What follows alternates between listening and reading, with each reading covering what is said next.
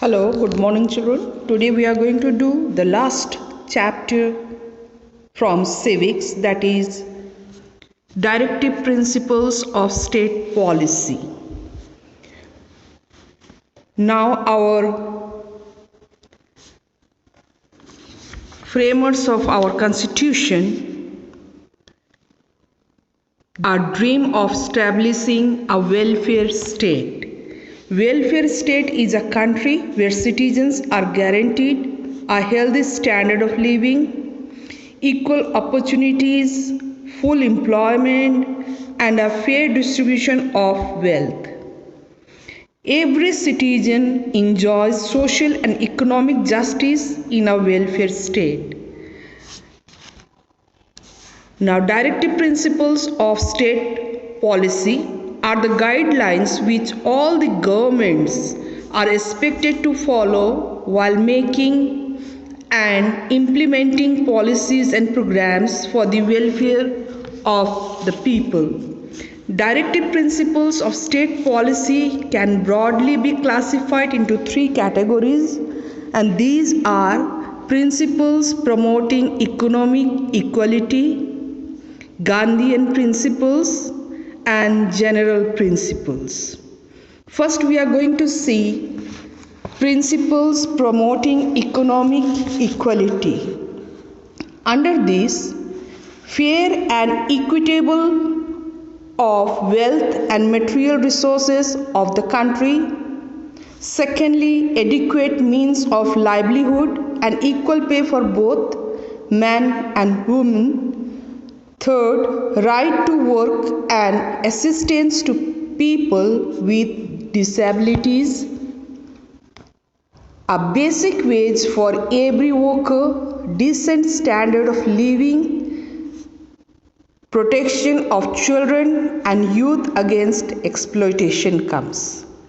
Now, under Gandhian principles come free and compulsory education up to age 14.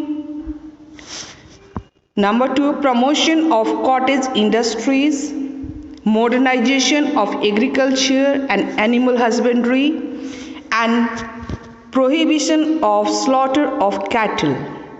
Thirdly comes promote interest of scheduled caste, scheduled tribes and other weaker sections. Number 4, establishment of village panchayats, and number 5, improve the level of nutrition and general health of people. Now, under general principle comes promotion of international peace and security and provision of free legal aid to needy citizens. Number 2, protection of forests, wildlife, environment and national monuments. Now we will see fundamental rights and directive principles of state policy. The objective of both are common, that is protection of the rights of citizens and aim towards the social, economic and political progress of the nation. But there is a difference between these two in fundamental rights and directive principles is that fundamental rights are justiciable. We can go to a court if we are deprived of them.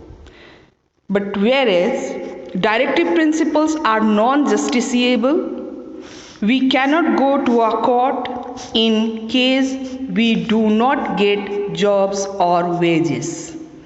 So this much for today. Thank you, children. Now with this we have covered entire our syllabus.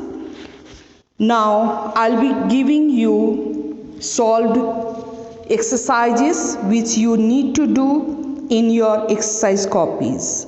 Thank you. Take care.